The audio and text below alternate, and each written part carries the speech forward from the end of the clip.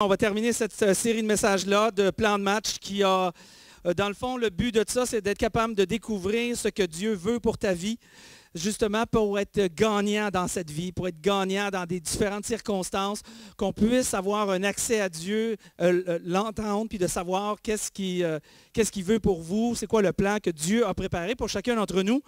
Et si vous avez manqué les séries, la série au complet, vous êtes ici pour la première fois, bien sûr, vous avez peut-être suivi en ligne, malgré que je trouve ça tellement intéressant d'entendre des gens durant toute la semaine qui me disent « Ah, moi, je ne peux pas aller à l'assemblée, mais je te suis à tous les dimanches. » Ah, je trouve ça le fun. Je trouve ça le fun d'entendre qu'il y a des gens qui attendent qu'on mette le message en ligne le lundi matin ou le lundi après-midi ou plus tard pour être capable de faire le suivi. Mais si vous avez manqué, je ne sais pas si on peut faire apparaître le... Oui, exactement. Bon, accessible. Hey, y es-tu vigilant? Hein? Y es-tu vite? Y es-tu vite? Accessible.ca/conférence.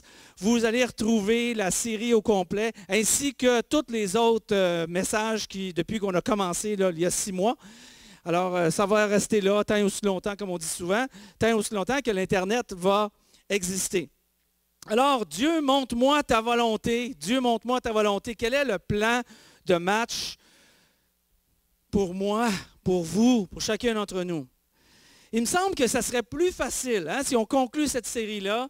Peut-être que vous êtes à la fin de la série, puis vous êtes arrivé à la conclusion que finalement, Dieu ne me parle pas aussi concrètement que je pensais qu'il m'aurait parlé. Il me semble que ça serait plus facile si Dieu nous parlait clairement, simplement, directement, sans intermédiaire, sans complication, pas avoir besoin de messages ou de compréhension biblique pour être capable d'entendre Dieu. S'il nous disait quoi faire, où aller, comment faire, ça serait-tu pas merveilleux? Hein? Moi, c'est sûr que quand je vais arriver devant le Seigneur, il m'a dit, il me semble que ça aurait été bien plus simple si on t'aurait entendu comme j'entends ma femme qui me parle parce qu'elle veut que j'aille vider le lave-vaisselle. Faites-vous-en pas, Des fois, c'est comme j'ai l'impression, est-ce que Dieu, tu m'as parlé? Non, non. Mais on aimerait ça. On aimerait ça être capable de savoir, oui, qu'on parle à quelqu'un, puis on dirait à quelqu'un, bon, comment est-ce que tu as su que tu devais déménager? Puis la personne répondrait, mais Dieu me l'a dit. Hein? Ah, comment ça se fait que tu as accepté un certain emploi? Et la réponse serait, oui, mais Dieu me l'a clairement dit. Comment as-tu su que c'était le bon moment pour retourner à l'école? Mon père me l'a clairement dit. Ah, petite nuance. C'est intéressant. Je lisais une histoire quand même intéressante. Je ne sais pas si vous... Je pense que les enfants vont même parler de ça ce matin. Ils ont vraiment... félicitations à Sandra. Parce qu'elle a préparé du bon matériel pour les enfants ce matin. J'aurais voulu être là pour écouter, voir comment ça va se passer. Parce que c'était vraiment génial, sa préparation. Vos enfants vous en reparleront. Mais ça me fait penser à une histoire cette semaine que je regardais, puis que je lisais à l'histoire. Je ne sais pas si vous avez entendu parler du prêtre Élie, pas le prophète Élie, et Samuel. Samuel, à ce moment-là, était jeune. C'est dans l'Ancien Testament, c'est une histoire dans l'Ancien Testament. Je ne veux pas nécessairement en faire une application ici, mais juste une compréhension d'une histoire. Puis, à un moment donné, Samuel était couché dans la nuit, puis à un moment donné, il entend son nom, Samuel, Samuel. Mais tu sais, le petit bonhomme, là, je ne sais pas, là, selon le texte, il y a peut-être 10 ans, je ne sais pas, là, ou quelque chose comme ça. Alors, il se lève, il s'en va voir Élie, puis il dit, vous m'avez appelé, vous m'avez appelé? Il dit, non, non, je ne t'ai pas appelé. Il dit, va te recoucher, je ne t'ai pas appelé. Samuel va se recoucher, puis à un moment donné, il entend une seconde fois, Samuel, Samuel. Il se lève, il se dépêche, il s'en va voir Élie. Élie dit, tu m'as appelé? Il dit, non, non, non, je ne t'ai pas appelé. Va te recoucher. Puis je pense que c'est arrivé une 3e fois. Puis la 3e fois, hein, Élie a dit à Samuel, OK, là j'ai compris, j'allume. Il dit, quand tu entendras ça, dis, oui, je suis là, je t'écoute, je suis à ton attention. Là, bon. Puis finalement, c'est arrivé, puis là, Dieu a parlé à Samuel. Okay? Mais ce qui était intéressant, c'est que cette histoire-là était racontée à un autre jeune garçon que j'écoutais, qui racontait cette histoire-là, que son père, il racontait l'histoire de Samuel. Hein? Puis son petit garçon, lui, 7-8 ans, il entend l'histoire de son père, de Samuel. Et là, son père, il compte son histoire, là. Tu sais, ce qu'on appelle en anglais un bedtime story, l'histoire avant de te coucher. Fait que là, son père, il dit, et là Samuel, Dieu, il a dit, puis là, parle, ton serviteur écoute. Ton serviteur écoute. Tu sais. Fait que là, son père, il raconte ça à son petit bonhomme, puis là, ben, il dit, bon, ben, c'est parfait, c'est l'heure de te coucher. Fait qu'il ferme la lumière, ferme la porte, puis il s'en va. Fait que le petit bonhomme, il se souvient de l'histoire que son père vient d'y conter, puis là, il commence à prier. Puis il commence à dire, Dieu, ne me parle pas en plein milieu de la nuit comme ça. Si tu veux me parler, attends demain après-midi, entouré de mes amis, ça va être plus sécuritaire. Dieu me parle-tu? Hein? Entendre les mots de Dieu, entendre les mots de Dieu. On va parler aujourd'hui du dernier message, mots du coach, parce qu'on parle de plan de match. Mots du coach. Je vous laisse deviner qui est le coach. Alors, entendre les mots de Dieu n'est qu'une étape pour découvrir sa volonté pour chacun d'entre nous, pour comprendre le plan de match, comme on dit depuis 5 semaines. Alors, mais une chose que je pense qu'avant d'aller plus loin pour entendre Dieu, il est important qu'on détermine quelque chose entre vous et moi. Qu'on détermine notre intérêt de vouloir agir sur ce qu'on entend. Parce que l'intérêt de Dieu de nous faire entendre sa voix n'est pas simplement de nous faire peur, comme dans l'histoire que je viens de vous raconter, ou d'être capable de dire « Dieu m'a parlé », et de dire ça un peu à tout le monde, à tort ou à travers, que Dieu m'a parlé, si on ne fait rien avec qu'est-ce que Dieu nous a dit. L'important, quand on entend Dieu, l'important, c'est de nous amener à avoir un agissement, hein, de agir sur ce qu'on entend. Alors, c'est important ce matin qu'avant qu'on parte retourner dans nos maisons, soyons déterminés ici ce matin de dire ce qu'on va avoir entendu ce matin, qui va avoir soulevé quelque chose, qui va avoir agité dans ton cœur, qui va t'avoir inspiré, peut-être pour une application en quelque part. Ne le perds pas en chemin entre ici et la maison. Garde-le bien précieusement dans ton cœur et observe l'opportunité durant les jours, les semaines ou les heures qui vont arriver pour être capable d'agir selon ce qu'on entend. Jésus a dit ça de cette manière-là. Il a dit que celui qui a des oreilles pour entendre, entend ce que l'Esprit dit aux églises. Que celui qui a des oreilles pour entendre, entend ce que l'Esprit dit aux églises. En d'autres mots, ce que Jésus nous dit ce matin, avant d'aller plus loin, parce qu'on veut entendre la voix de Dieu, il nous dit, est-ce que vous m'écoutez vraiment? Est-ce que tu m'écoutes vraiment? Hein, parfois, je suis en train de travailler, je ne sais pas si vous êtes venus chez nous, mais mon bureau est un petit peu comme dans un corridor, c'est un espace ouvert chez nous. Donc, je suis devant le salon, je suis devant la cuisine, la salle à manger. Puis, c'est mon espace de travail. Il n'y a pas de problème de travailler là quand tu es tout seul à la maison. Mais aussitôt qu'il y a du monde qui rentre à la maison, on s'entend que ma femme et moi, on vit là, mon garçon vit là, mon père vit aussi là. Alors, à un moment donné, c'est facile d'avoir une distraction. Hein? Puis là, je suis concentré. Puis là, ma femme commence à me dire « Ah, ben là, elle revient de travailler. » Puis là, moi, je veux m'arrêter pour écouter ma femme.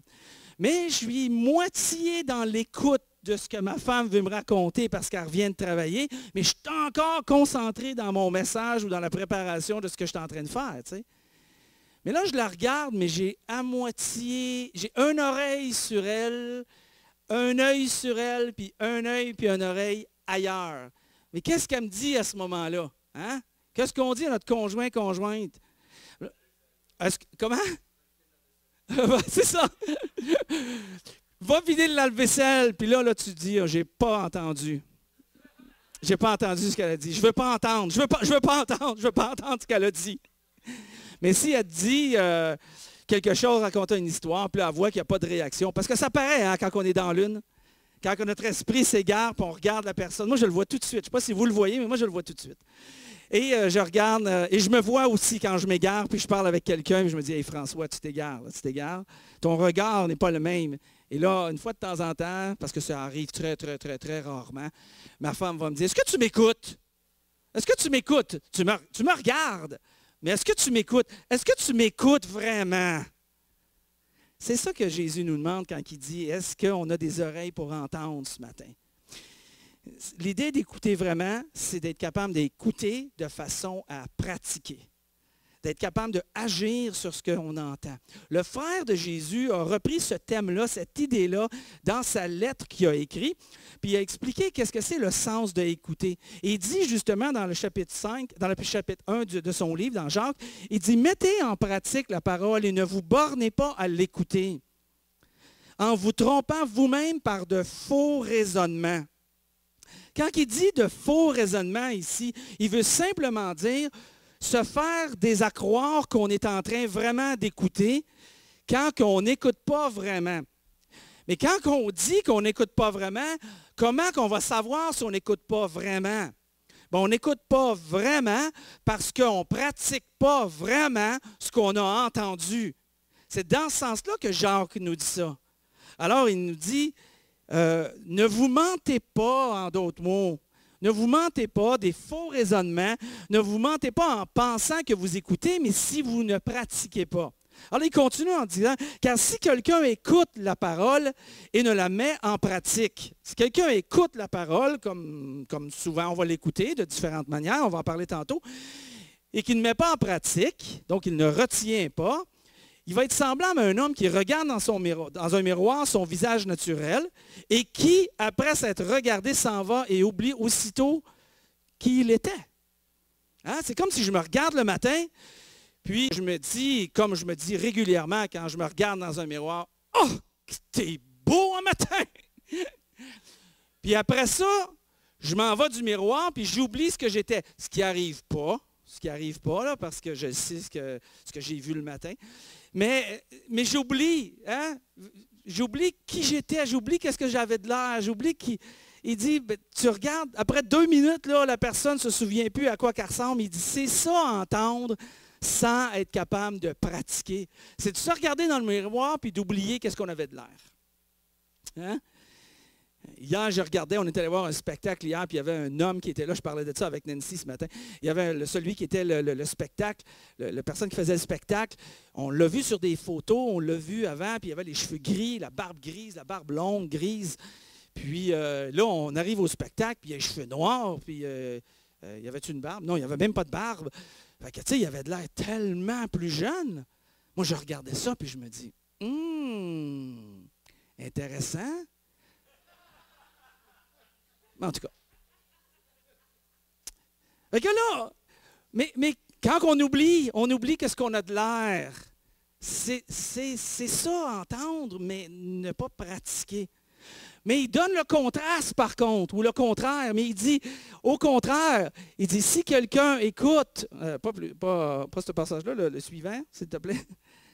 Il dit, mais celui qui aura plongé les regards, hein, on regarde dans un miroir, mais celui qui aura plongé les regards, pas dans un miroir, mais dans la loi parfaite, la loi de la liberté, c'est une référence à l'amour de Jésus-Christ et la liberté qu'on a grâce à Jésus-Christ. Il dit, quand on aura plongé les regards là-dedans, quand on a connecté avec Dieu, quand on est tombé en amour avec Dieu, quand avant la parole de Dieu n'était pas important, la musique n'était pas important, se rassembler avec les chrétiens n'était pas important, mais qu'il y a eu un changement dans notre vie, puis là, on est là, wouh, gloire à Dieu, alléluia, Seigneur est bon.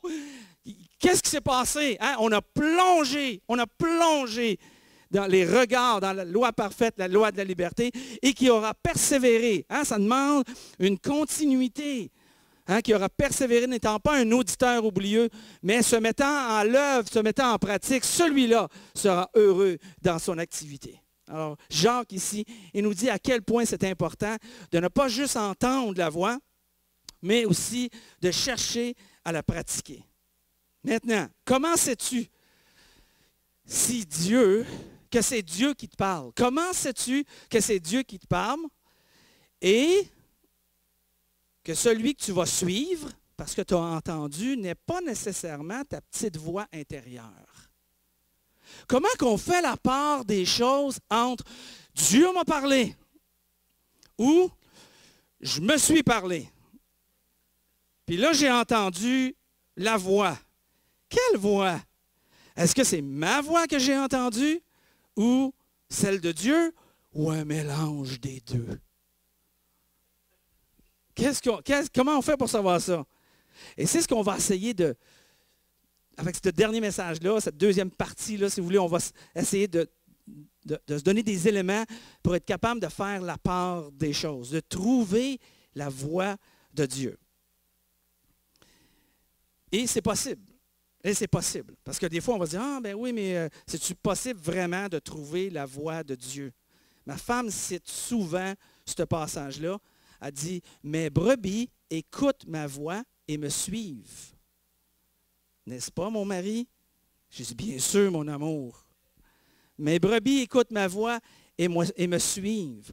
Entendre la voix de Dieu, c'est possible parce que Dieu veut qu'on le suive. C'est le désir de Jésus de voir les gens qui commencent à suivre Jésus et qui poursuivent à la suite de Jésus. Jésus disait continuellement aux gens, « Suivez-moi, suivez-moi. Lâche tes filets, suivez-moi. » Et il y avait une foule qui suivait.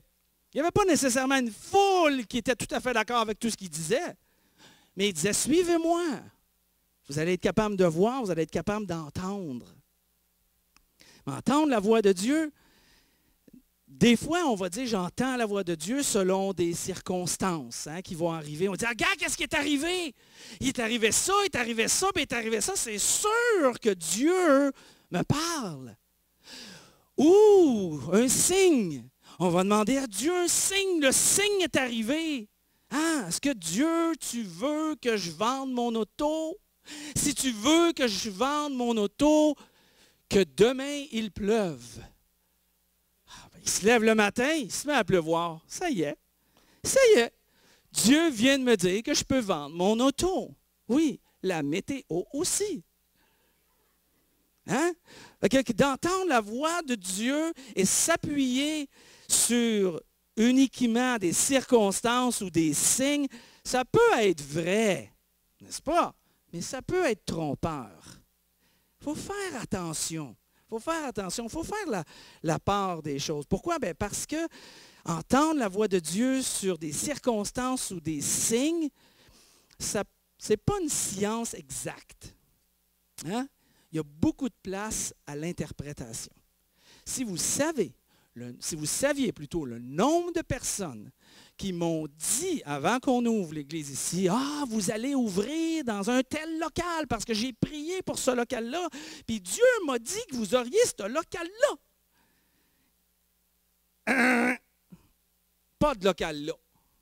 Puis un autre me dit, « J'ai prié, j'ai senti que Dieu m'a dit que ça va être ce local-là que vous allez avoir pour votre ouverture. »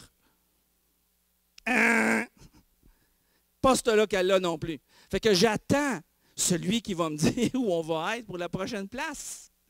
Hein? Ce n'est pas une science exacte d'entendre la voix de Dieu selon des signes ou des circonstances. Mais comment qu'on peut faire ça pour que Dieu nous parle avec plus d'exactitude? Parce que c'est ça qu'on recherche en quelque part. Que Dieu nous parle avec plus d'exactitude. Alors, pour arriver à ça, je nous propose ce matin d'être en prière les prochains 20 heures sans arrêt, ici, à genoux, sans manger ni boire. Bon. Y a-t-il des partants? Non? OK. On va laisser cette option-là. On va aller avec mon autre option. Je me suis dit, je vais mettre une option B juste au cas où. Bon. Notre option. On va regarder à 3 questions qu'on va essayer de répondre ensemble. On va regarder à 3 questions pour discerner les mots de Dieu, les mots du coach. Pourquoi? Lorsqu'on a une décision à prendre, lorsqu'on a un choix à faire, lorsqu'on a une direction à prendre, ou une destination où on voudrait se rendre, ou un certain comportement à adopter. Hein? On va regarder à 3 questions pour être capable de bien prendre une bonne décision. Ça marche? On y va avec ça. Première question, on va se poser. Est-ce que cette décision est cohérente avec le modèle que Jésus nous a laissé? OK.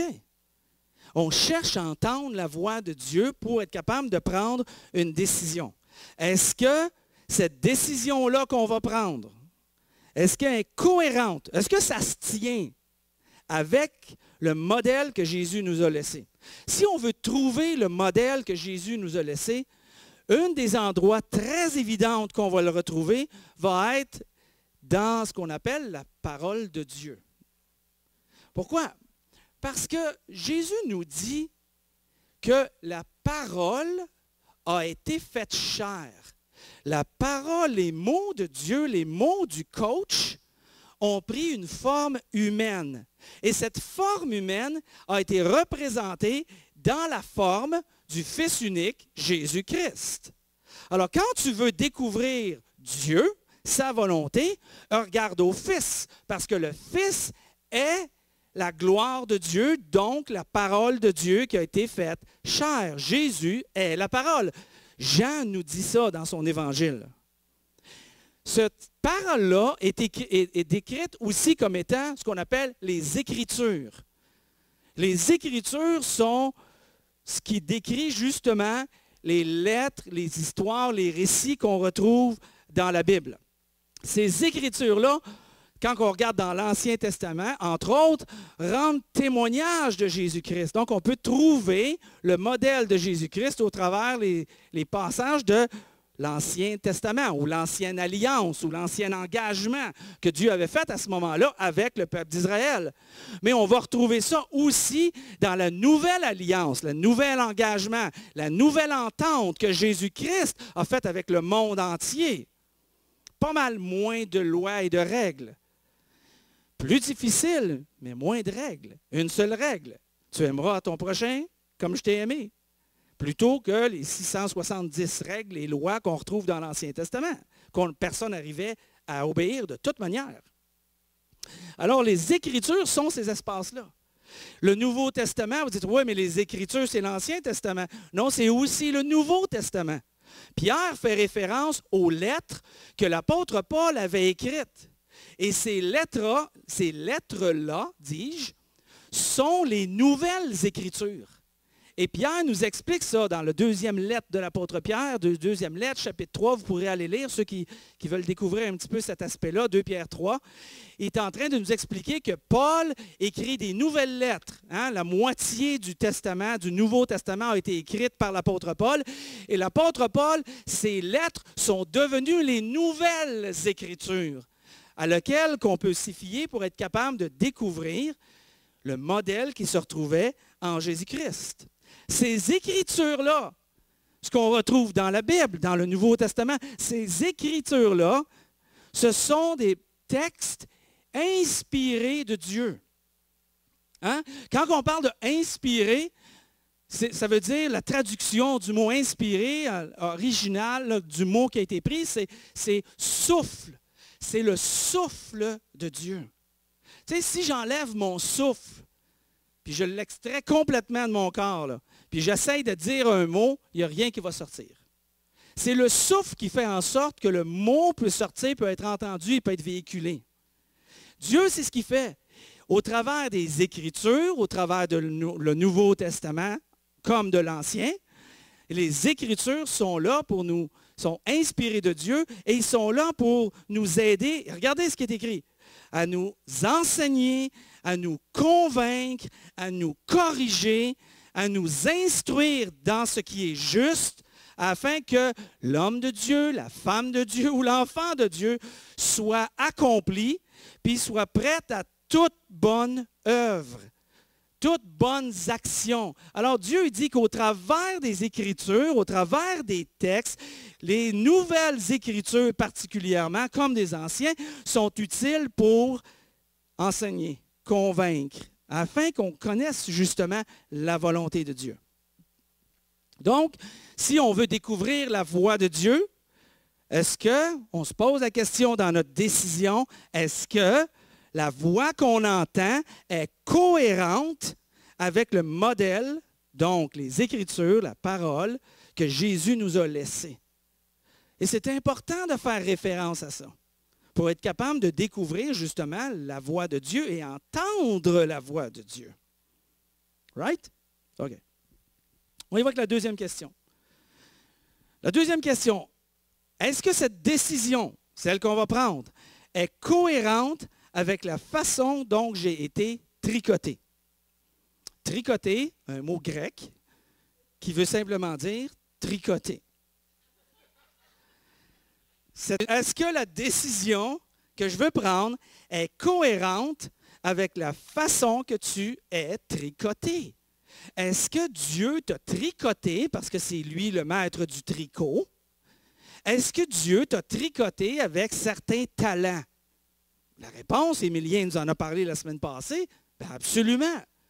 Dieu t'a tricoté avec certains talents, avec certaines habiletés, avec certains intérêts, avec certaines expériences, et il va même rajouter à ça, comme si ce n'était pas suffisant, pour nous donner des dons exclusivement spirituels, pour être capable de tout ça, mieux aider l'Église qui est le corps de Christ dans lequel on peut faire profiter les uns ou les autres des dons, les talents, nos habiletés, nos passions que Dieu nous a donnés. Hein, la parabole des talents nous a parlé Émilien la semaine passée.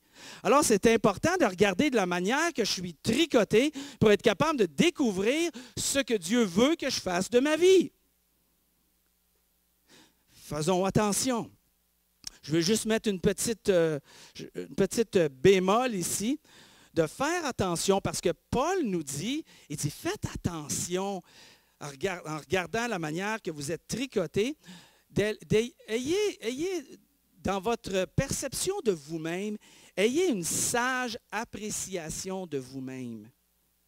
En d'autres mots, il est en train de dire, trompez-vous pas avec une mauvaise interprétation de ce que vous êtes appelé à être ou à faire plutôt.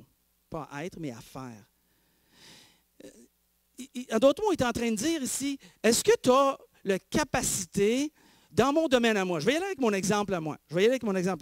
Dans mon domaine, dans mon métier, ça fait 33 ans que je travaille comme pasteur d'église. J'avais commencé, j'avais 1 an. Il faut que je apprenne à calculer. Hein? Puis là, il y a des gens qui sont tout feu, tout flamme pour Dieu. Hein? Ils découvrent la foi, ils découvrent Jésus, ils découvrent l'Église. C'est pas religieux, mais c'est relationnel, c'est spirituel, mais en même temps, on est proches les uns envers les autres. C'est fantastique. Là, les gens, ils veulent servir. Là, ils veulent donner leur corps, leur âme. Des fois, je leur dis, hey, tu peux commencer aussi par un don à l'Église, ça va aider. Ça va aider? Oh, ben non, pas tout de suite. Mais j'aimerais ça être pasteur d'église, par contre. Combien de fois j'ai entendu ça? Ceux qui ont déjà été pasteurs d'église, hein? Vous avez déjà entendu ça? La personne vient, ça fait 3 semaines qu'elle croit à Jésus. Là. Puis là, mais c'est beau, c'est noble. C'est noble. Est-ce que ça me fait sourire? Oui, ça me fait plus que sourire quand j'entends ça. Ça réjouit mon cœur. Mon cœur fait un bond. Parce que je me dis, si tu persévères dans ton activité, mets en pratique, si tu persévères dans ton activité pendant quelques mois, années, est-ce qu'on a une relève en toi, en lui, en elle? Oui, ça me réjouit.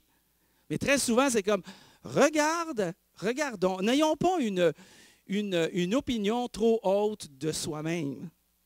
Hein? Paul, il nous dit, regardez ça dans l'humilité. Puis dans l'humilité, j'adore des gens aussi qui vont s'approcher et vont dire n'importe quoi. Pasteur, dis-moi ce que tu veux que je fasse dans l'Église, je vais le faire.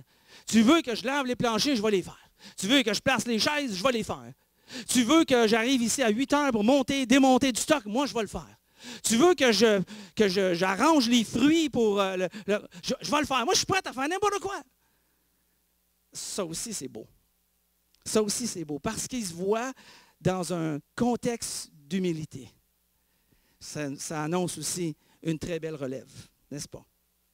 Très belle relève. S'il poursuit dans son activité. Alors, est-ce que cette décision est cohérente que tu veux faire en fonction de comment tu as été tricoté? Comment Dieu t'a formé au travers des expériences, des choses que tu as vécues? Et la troisième question, est-ce que ma décision est cohérente avec les conseils de ceux qui marchent sagement dans la foi? Cela, je vais mettre un petit peu plus de temps dessus. Est-ce que ma décision est cohérente avec le conseil de ceux qui marchent sagement dans la foi. En d'autres mots, qui sont les personnes dans vos vies qui vous écoutent? C'est qui les personnes que vous partagez ce que vous vivez? Quelles sont les personnes dans vos vies que vous écoutez? Des gens sur les médias sociaux? Est-ce que c'est votre référence? Qui est-ce que vous écoutez? Vos parents? Vos amis? Vos frères, vos sœurs, des croyants dans la foi, votre employeur, votre conjointe? Qui on écoute autour de nous? De qui on s'entoure pour être capable d'entendre la voix de Dieu au travers de gens qui marchent sagement dans la foi? Les gens que tu écoutes sont des aperçus potentiels du prochain toi. Les gens que tu écoutes sont des aperçus potentiels du prochain toi. Si tu as des problèmes financiers, qui écoutes-tu?